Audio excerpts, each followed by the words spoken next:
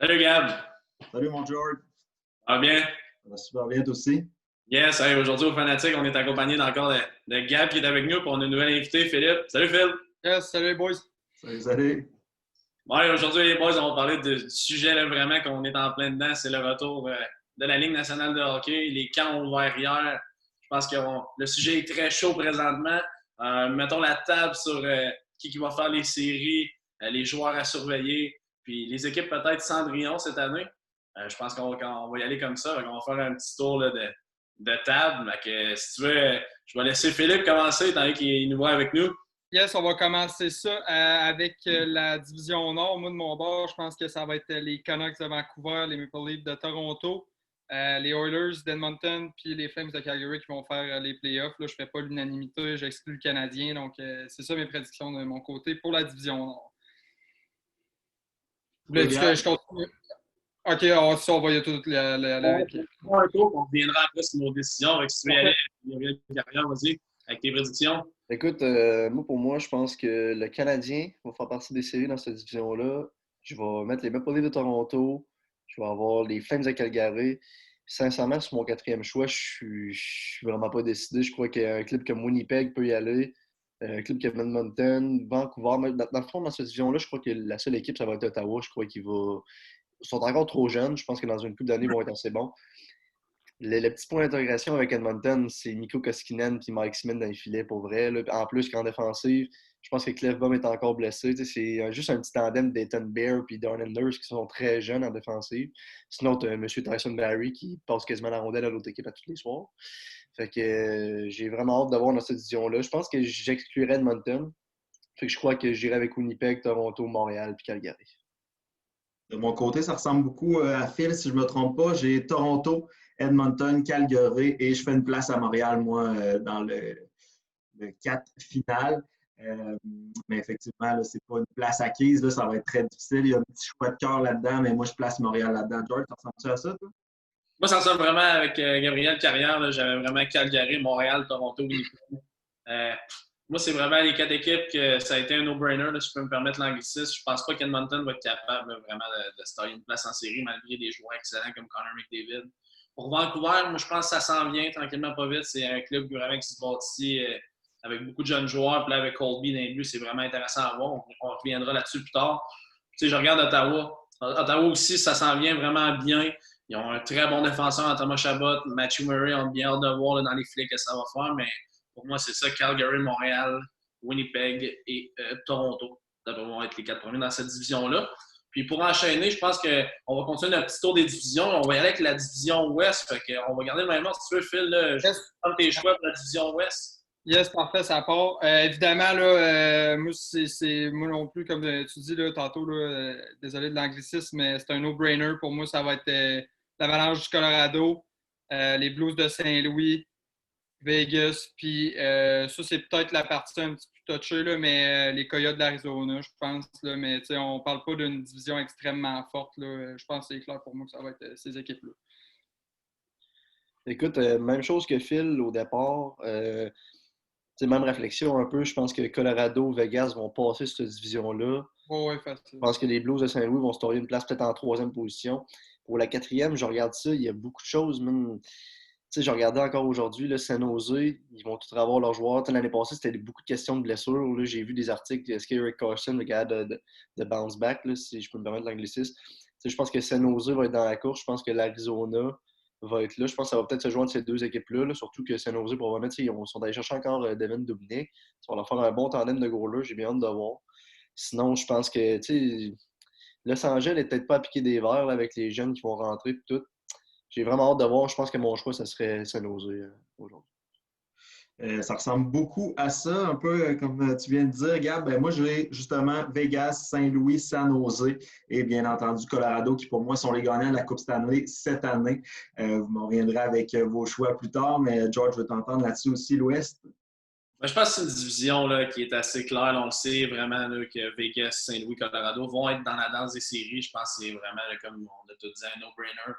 La quatrième équipe, c'est peut-être là. Moi, je pense qu'une équipe Cendrillon peut arriver. Alors, moi, je vais y aller avec LA, comme je pense que Gabriel Carrière a dit, ou en tout cas, il est peut-être allé avec San Jose, mais LA, je pense qu'ils vont peut-être surprendre. Mais c'est ça, on reviendra plus en détail plus tard. Puis, pour enchaîner, allons-y avec la division centrale. Alors, Phil, je vais entendre tes prédictions pour cette division-là. Selon moi, là, les Stars de Dallas sont de retour dans les séries. Même chose pour le Lightning de Tampa Bay. Ça, c'est un no-brainer pour moi. Ensuite de ça, j'ai mis Columbus. Pour le reste des équipes, là, je vous dirais, là, j'étais vraiment embêté entre les Panthers de la Caroline, Chicago, là, qui commence à se rebâtir un peu, là, si on veut. Là. Donc, de mon bord, j'ai mis les Panthers de la Floride, là, mais ça, c'est vraiment... c'est un guess. Là, honnêtement, ça reste à voir. Ouais, regarde-moi de mon côté, je pense que encore un no-brainer. Tampa Bay, Dallas, reprise de la finale de la Coupe, je crois qu'ils vont faire partie des séries. Sinon, j'avais les Hurricanes. Les Hurricanes étaient une équipe que je croyais qu'elle allait aller loin en série cette année. Les Hurricanes sont clairement un choix dans ma tête. Sinon, je pense que je vais y aller avec les Prédateurs. Je pense que les Prédateurs n'ont pas de. Comme un peu comme les Canadiens, peut-être pas de grosses vedettes là, en ce moment, là, à part peut-être Romani aussi, mais je crois qu'ils vont trouver un moyen. Là, ça fait quand même un petit moment là, que c'est le même noyau à Nashville. J'ai vraiment hâte de voir. Je pense qu'ils vont réussir à se tailler une place, là, peut-être à cause avec un peu d'expérience. Là. Surtout que c'est une équipe qui est quand même assez vieille, tant qu'à moi. Là, mais je pense qu'avec 56 matchs, ils vont trouver un moyen de rentrer dans la danse des séries. De mon côté, ben, je pense qu'il y a deux clubs qu'on ne se trompe pas, on s'entend tous, là, Dallas, Tampa Bay, j'ai ça aussi. Puis effectivement, là, on peut jongler avec les autres, mais moi aussi, j'ai Nashville, puis j'ai Columbus, deux équipes que je pense qui sont capables de trouver une façon de gagner. Justement, dans le cas de Nashville, un noyau de joueurs intéressant. Je pense que c'est des équipes qui sont entraînées pour se rendre toujours plus loin et qui vont s'arranger pour le faire. Donc, c'est les quatre clubs pour la centrale. Toi, mon George? Ben, moi, c'est sûr que Floride, Tampa Bay, c'est deux clubs que je vois en série. Là, je pense comme tous vous autres. Columbus, je les ai mis. Je veux dire, bien hâte de voir Max Domi performer avec son nouvelle équipe. Puis pour mon quatrième choix, j'y étais avec les Hurricanes de la Caroline. Moi, je pense qu'ils pourraient peut-être surprendre et se tailler une place en série. Ils ont d'excellents joueurs. Là. Donc, ça va être super intéressant à voir. Puis, allons-y avec la dernière division, la division S, avec Phil. Je pense qu'il n'y aura pas de surprise. Oui. Ben écoute, je vais commencer par nommer les rivales, les Pingouins de Pittsburgh. Ensuite de ça, évidemment, les Flyers de Philadelphie. C'est un no-brainer pour moi. Là. Je pense qu'ils vont se retailler une place dans les séries là, avec une belle saison l'an passé. Ensuite de ça, les Islanders qui ont vraiment surpris là, dans les séries l'an passé. Là. Je pense que ça a été un peu une petite surprise pour tout le monde. Puis après ça, j'ai mis Washington. Encore là, je ne sais pas si ça va avoir de l'air de quoi. Ça va être, la bataille va être assez féroce là, avec les Rangers et les Bruins aussi là, qui sont encore là. Mais selon moi, ça va être les quatre que j'ai nommés. Moi, tu pourrais dire les rivaux, prochain coup, ça a comme. Non, c'est bête. Mais ouais, un peu comme Phil, je crois que j'avais les Penguins de Pittsburgh. Je pense que c'était, pour encore répéter dans le c'est un no-brainer. Tant qu'à moi, tant que Sidney Crosby et Malkin vont être là en santé, je crois que ils vont au moins faire partie des séries éliminatoires. Washington, j'aimais là aussi. J'ai hâte de voir avec. Je ne me trompe pas, c'est Samsonov qui ramasse les filets là, à Washington. Je ne vais pas me tromper de nom de famille. Mais je crois que, tant que, encore une fois, là, je pense que tant qu'Ovi va être là, tant que le noyau de joueurs, Kuznetsov, Backstrom vont être là, je crois que ça va pouvoir compenser. J'y vais à contre-cœur avec les Flyers. Je crois que l'année passée était une équipe justement que j'avais pris pour aller loin en série. Ils nous ont démontré ça. J'ai hâte de voir. Sinon, je crois que je vais y aller avec Boston. À la place d'y aller avec les Islanders de New York, je crois que Boston est un choix. Je crois pas qu'ils vont aller si loin que ça en série. Là. Je crois qu'il y a quelque chose qui se passe là-bas, là, un doute en ce moment là, comparé avec les séries de l'année passée. Des gars comme Patrice Bergeron, peut-être ça commence à vieillir un peu, j'ai hâte de voir, mais c'est mon choix. Good. Moi aussi, je vois mal Boston être exclu des séries. Donc, il fait partie de mon 4. Boston, Islanders, Pittsburgh, encore une fois, une équipe que j'ai de la misère à croire qui ne se rendra pas. Et Philadelphie aussi pour aller avec Phil et Gab. Je pense qu'ils ont été surprenants, là, Philadelphie, l'année passée. Puis je m'attends à rien de moins qu'une bonne performance cette année. Puis les Islanders aussi qui nous ont beaucoup surpris et que je vois très, très loin, peut-être en finale de la Coupe Stanley aussi cette année. Mais ouais, j'ai beaucoup d'espoir en cette équipe-là. George, toi? Moi, ça va être vraiment Philadelphie, Pittsburgh, Washington. Moi, je pense que ces trois équipes-là, ça va être assez facilement en série. Pour la quatrième équipe, je joue avec l'expérience, je joue avec les Bruins de Boston. Moi, je pense que cette année, comme Gabriel a dit, je pense pas qu'ils vont nécessairement aller loin, mais ce club-là va être capable de se tailler une place en série. Puis, on peut quand même le souligner, Patrice Bergeron, il va avoir enfin son C de capitaine, d'après moi, là, qui attend depuis longtemps, qui était dans l'ombre de Chara. Mais bref, ça ne change rien à ça. Je pense que les Blues vont y aller là, pour la 4e place dans la division S. Puis, on a fait le tour des divisions. Moi, je pense qu'on pourrait peut-être y aller avec des joueurs à surveiller. Tu sais, je vais vite comme ça dans l'Est. Je regarde un gars comme Alexis Lafrenière, premier show total du repêchage. Est-ce qu'on a des attentes élevées? Est-ce que le joueur a de la trempe de Sidney Crosby? Est-ce que vous le voyez plus comme un excellent marqueur ou un excellent passeur? Moi, j'aimerais ça vous entendre là-dessus. En tout cas, si on prend l'ordre de tantôt, moi, de mon côté, je pense qu'il ne faut pas trop y mettre de pression. Oui, c'est un excellent joueur, puis il l'a montré dans la GMQ et tout, là. Mais il faut quand même voir la situation comme elle l'est. On a une saison d'une cinquantaine de games. La saison est courtée, puis les playoffs sont moyennement accessibles pour Alexis Lafrenière en ce moment dans l'équipe qui est. Donc, oui, il faut avoir un certain niveau d'attente, mais je pense pas qu'il faut le voir comme un gars qui va briser la ligue là, cette année.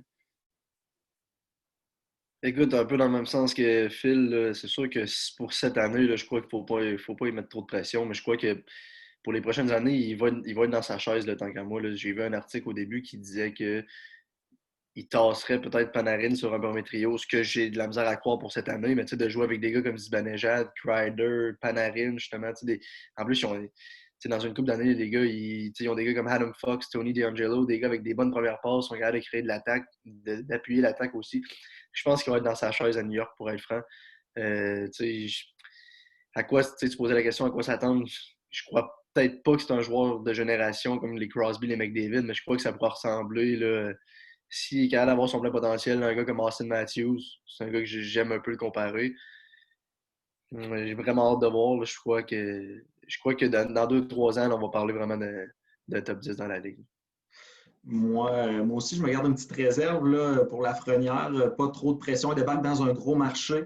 On l'a vu trop souvent, là, des rookies All-Stars, justement, qui se faisaient mettre trop de pression, puis qu'après ça, ça devenait une carrière un petit peu un flop, si on veut. Donc, non, pas trop de pression sur Lafrenière. Je pense que c'est une bonne saison pour arriver. Justement, on a un format différent et tout. Tout le monde va être un petit peu en observation. Je pense que c'est un bon moment pour rentrer dans la Ligue, mais à moyen long terme, moi, je m'attends quand même à une grosse carrière. Peut-être pas non plus un Crosby, mais je m'attends à ce qu'il fasse partie de l'élite de la Ligue nationale là, dans un quand même court laps de temps. Toi, George? C'est ça, je pense, j'ai déjà dit, moi, je suis pas un gars qui aime ça mettre trop d'attentes, comme un peu, j'avais parlé avec Suzuki, je veux pas trop y aller avec des attentes parce qu'on risque d'être déçu, mais je pense que Lafrenière, il est premier overall, je pense que c'était pas pour rien. Ce gars-là a vraiment un talent là, qui est incomparable. Sinon, je pense que c'est ça, comme Gabriel Carrère a dit, les Rangers, c'est le fit parfait, je pense, pour Lafrenière. Ça va être super, il va être très bien développé. Puis il va peut-être avoir un peu de pression de jouer dans un grand marché, mais c'est ce qui fait qu'il va être un excellent joueur là, plus tard. Mais non, je ne m'attends pas nécessairement à grand-chose à Lafrenière, mais je pense aussi qu'il va avoir une excellente carrière de hockey, mais il est encore jeune, il n'a même pas joué encore un match. Parlant de joueurs à surveiller, moi, je vois comme ça. Est-ce que vous pensez qu'Ovechkin est capable de garder le rythme pour essayer d'aller chercher un peu le record là, de but ou vous pensez qu'Ovechkin, on va ralentir dès cette année? Sans dire qu'il va ralentir, moi je pense que c'est sûr qu'il ne faut pas constamment s'attendre à des saisons d'en haut de 50 buts, mais si on peut appeler ça de même, là, oui, il va peut-être ralentir, mais je pense quand même qu'il va garder ça entre 35 et 50 buts parce qu'Ovechkin, là, sérieux, là, il nous prouve année après année. Ce gars-là, c'est une bête là, de hockey. Là, il vit que dessus. Là, puis, je le vois, honnêtement, je le vois jouer vieux, ce gars-là. Puis, je pense que c'est ça qui va arriver. Là. De mon côté, c'est ça mon opinion. Écoute, comme Phil l'a dit, là, ce gars-là n'est pas tuable pour l'instant, là, sincèrement. Si un gars comme Jaromir Jagr a joué jusqu'à des quarantaines d'années dans la Ligue nationale, là, je crois qu'il va le battre. Je pense qu'il y a encore peut-être 1 ou 2 saisons de près de 50 buts en lui. Puis après ça, c'est une question de. Il peut jouer encore peut-être 3-4 années sur voyons, un tempo de peut-être 20-25 buts. Là, je crois que. Moi, je crois qu'il va l'atteindre, sincèrement. Puis ce que je voulais rajouter là, à ce qu'il vient de dire, c'est que à un moment donné, quand il va commencer à vieillir, il va juste falloir qu'il apprenne à adopter son nouveau rôle. Puis pas qu'il joue un peu avec son ego, là, si tu veux, là, puis qu'il se dise tout le temps je suis le meilleur dans cette équipe-là. Puis tout. À un moment donné, il va falloir qu'il accepte son rôle, puis qu'il descende de trio, puis etc. Là, mais je pense que ça va être la clé du succès là, pour jouer plus vieux là, de son côté. Mais pour finir, là, Juste pour Ouais, finir ouais, de dire, tu sais, là, enchaîner avec ce que Phil a dit, tu sais, il va accepter son rôle, mais tu sais, c'est un gars, là, la POC, il colle, tu sais, il colle après. Là, tu sais, on en regarde un peu le World Junior, il y a des gars, on dirait que la POC est tout le temps alentour d'eux autres. Tu sais, c'est un gars qui va savoir de bien se placer, se mettre dans des situations où il va avoir du succès. Absolument. Et combien il manque de buts pour l'atteindre? Je pense que c'est un petit sais pas précisément, mais je pense qu'il faut qu'il y ait comme. Pour être dans le pace pour l'avoir, je pense qu'il faut qu'il enchaîne 5 saisons de 50 buts, là, si je ne me trompe pas. peu. Là. Ouais, un affaire de même. OK. Il n'est pas en genre 200, mais ça? Ouais, ben, c'est ça. Il est à peu près à 2. Ouais, il est entre 200 et 250 à peu près. Fait Ouais. que peut-être pas 5 saisons de 50 buts, là, mais au moins 4, là, mettons. À moins que tu joues plus longtemps. Là, mais... Il est rendu à quel âge, Ovechkin? 34, c'est pas 35? Ouais. C'est ça, ouais, 34-35. Fait que... Ce ne sera pas partie facile, je crois. Crème quand même, 3-4 saisons de 50 buts encore rendu à cet âge-là. Peut-être, je ne dis pas un nom absolu, mais moi, je m'attends quand même à un léger ralentissement là, dans les saisons à venir, mais ça va être à suivre. Assurément, c'est un gars qui va vouloir fracasser ce record-là, donc il va mettre les chances de son côté. Mais Crème, ça va être à suivre. C'est pas un oui à 100% pour moi. Même chose, mais tu sais, les records sont faits pour être battus, puis c'est sûr, ça serait super intéressant de voir Ovechkin battre ce record-là. C'est un joueur sensationnel, c'est un marqueur incroyable. Et on a tous voulu être Ovechkin là, quand on était jeunes. On attendait à pas au haut des oreilles, puis on voulait la mettre dans le show, là, comme on dit. Mais tu sais, je pense que ce gars-là, il est excellent. Mais je pense pas là, qu'il va être capable de battre le record, mais ça reste que c'est quand même incroyable de voir là, tous les buts qu'il a marqués, là, à quel point il est proche d'un record qu'on pensait on pensait que personne n'était capable de le battre.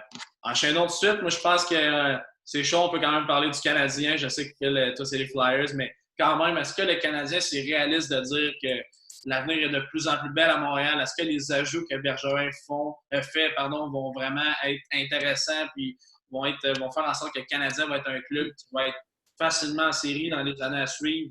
Moi, j'aimerais ça vous entendre là-dessus. Il y a quand même des gros ajouts, mais je sais qu'à Montréal, on s'enflamme vite. J'aimerais ça avoir votre opinion là-dessus. Bon, c'est ça. Moi, de mon côté, comme tu l'as dit, là, à Montréal, on s'enflamme vite un petit peu. Par contre, là, Marc Bergevin a fait une super job. Là, je veux dire, Tyler Toffoli puis Josh Anderson, là, c'est pas méchant pantoute. Josh Anderson, qui a 26 ans, Tyler Toffoli en a 28. Fait que, tu sais, c'est relativement jeune. Moi, personnellement, comme je l'ai dit tantôt, je pense qu'ils sont pas là cette année. Puis je trouve ça plate parce que je pense qu'on va en venir après, là, mais je pense que le Canadien aurait fait les séries avec une saison normale.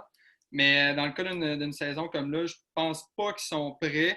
Par contre, l'équipe va vraiment commencer à prendre forme, là, puis on va voir des belles choses cette année, d'après moi, là, notamment chez les jeunes comme Suzuki et KK. Donc, c'est ça, selon moi. Ils ne sont pas encore là, mais ça va être très près. Là, ça va être une chaude lutte. Là. Écoute, pour moi, c'est sûr que là, on a parlé dans notre émission, je crois que on a des beaux ajouts. C'est comme on revenait à visite sur ce que j'ai déjà dit. C'est des gars comme Josh Anderson, des gars comme Toffoli. Surtout Toffoli et Edmondson, c'est des gars qui ont gagné la Coupe Stanley. C'est sûr, c'est des choses qui vont être intéressantes à voir. Josh Anderson, c'est un gars qui va aller là où ça fait mal. Des trucs comme ça. Là, je pensais à ça l'autre jour, vite, les gars. Je regarde le repêchage de l'année prochaine. Il n'y a rien de scellé dans le béton, si je peux dire ça de même. Là. Je sais que ça se dit peut-être pas. Mais il n'y a rien de coulé dans le béton. C'est peut-être le moment là, d'échanger notre choix de première ronde. Là, j'en ai parlé un peu avec d'autres personnes qui suivent ça. Là, moi, je crois que je regarde Kaelin Goulet. Le gars, il joue. Là, le gars, il joue très bien au World Junior. Mais est-ce que ce gars-là était un choix qu'on aurait dû échanger? Je crois que c'est le temps là, que Marc Bergevin pull le trigger, là, si je peux me permettre l'anglicisme. Puis comme je parlais avec George, là, on s'est parlé un peu l'autre jour, voir Pierre-Luc Dubois. Là, il y avait des rumeurs avant qu'il signe son 2 ans à 10 millions à Columbus. Si je suis Marc Bergevin, je pense que c'est le temps. Je pense que c'est le temps de peut-être. On l'a déjà fait, là, ça n'a pas marché avec Drouin. Là, on avait échangé notre choix de première ronde, Sergachev, mais je pense que ça serait peut-être. Ça valait peut-être la peine de réessayer là, avec un gars comme Keiki, un choix de première ronde, d'aller chercher un gars comme de la crème de Dubois ou un gars là, qui est encore assez jeune qui va avoir une bonne impact. Là. Je pense que j'aimerais savoir ça. Sinon, là, les ajouts, je pense que Marc Bergevin a vraiment fait un beau boulot. Moi, sans dire des attentes, en fait, je suis persuadé que le CH va faire les séries cette année, là, vraiment certain. Pour une première fois depuis longtemps, je pense que tout est en place. On a un club qui se tient. Les gars ont vu les moves qui ont été faits dans la saison morte. Je pense que tout le monde a hâte que ça commence. Price a envie de donner une grosse saison. Les jeunes sont là. Je m'attends à ce que Suzuki pète tout dès cette année. Donc, pourquoi pas rêver à un Canadien Avalanche en finale de la Coupe Stanley? Je pense qu'une fois en play-off, on en a souvent parlé, tout peut arriver, mais je pense que cette année, peut-être que je ne dirais pas la même chose cette année aux États-Unis, je ne pense pas que j'aurais peur des Canadiens de Montréal cette année avant le début de la saison. Mais étant donné qu'on est des fans de cœur ici et qu'on est dû là, pour avoir une belle saison, je pense qu'on peut se permettre de rêver très fort. Toi, George? Moi, je l'ai déjà dit dans une émission précédente, l'avenir, je pense qu'elle s'en vient de plus en plus rose à Montréal, mais comme je l'ai déjà dit, c'est pas le temps de sortir les banderoles sur la rue Sainte-Catherine. On n'est pas là du tout. Je pense que c'est un travail de plusieurs années. On le sait, là, Bergevin, ça fait plusieurs années qu'il est avec le Canadien. On est en train de un peu comprendre son plan. C'est pas quelque chose qui se fait rapidement, ça prend des années. Alors là, je pense qu'on voit un peu le fruit du travail, mais avec les prochaines saisons, on va vraiment voir la totalité là, du travail de Bergevin qu'il fait depuis plusieurs années. Cependant, on a la fameuse fenêtre Carey Price qui est vraiment un peu alarmant pour le Canadien. On doit quand même se dépêcher. Je veux dire, ce serait triste de voir un gardien de cette trempe-là pas être capable de gagner une Coupe Stanley.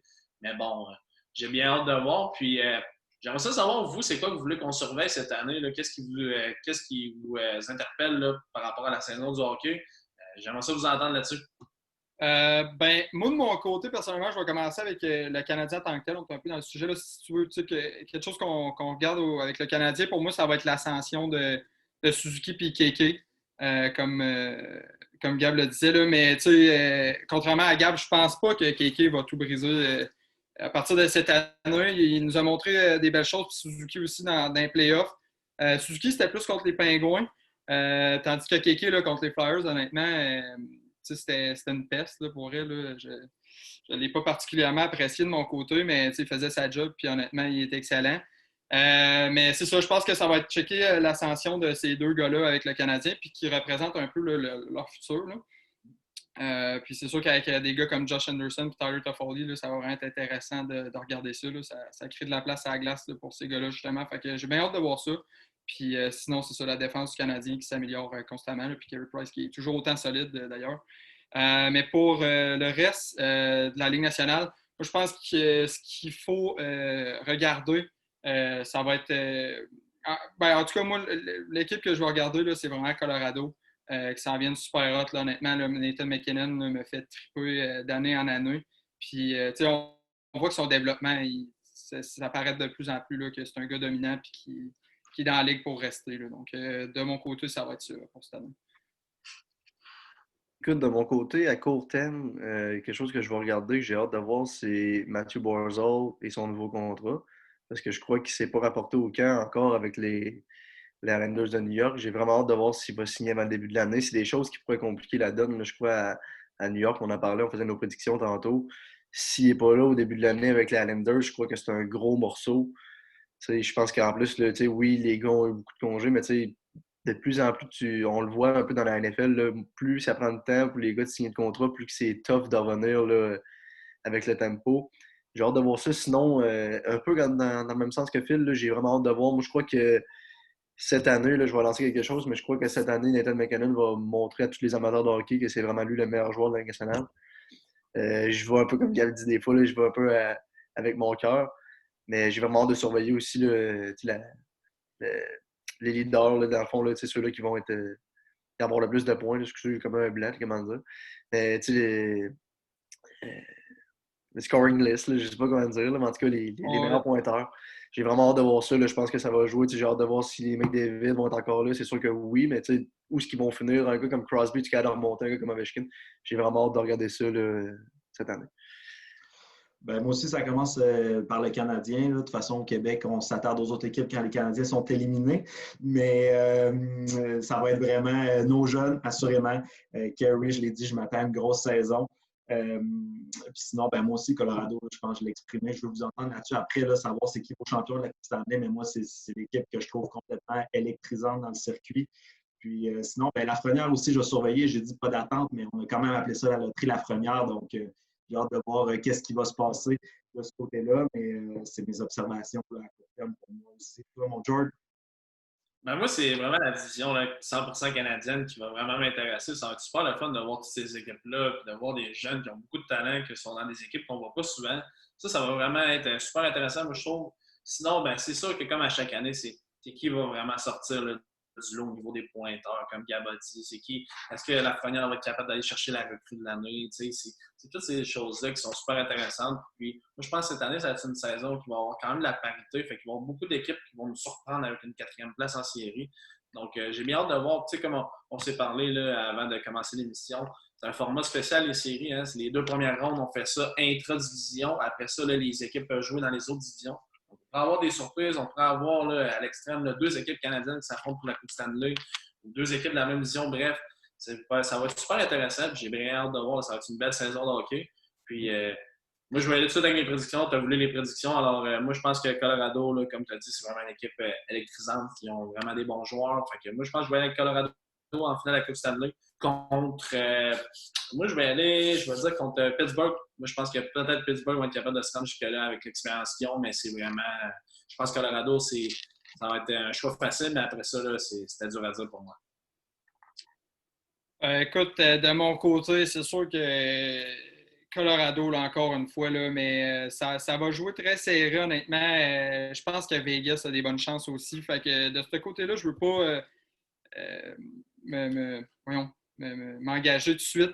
Je pense qu'il faut attendre un peu, là, mais les 3 équipes, selon moi, là, qui sont contenders pour la Coupe, ça va être Colorado, Vegas, puis Dallas, encore une fois, honnêtement.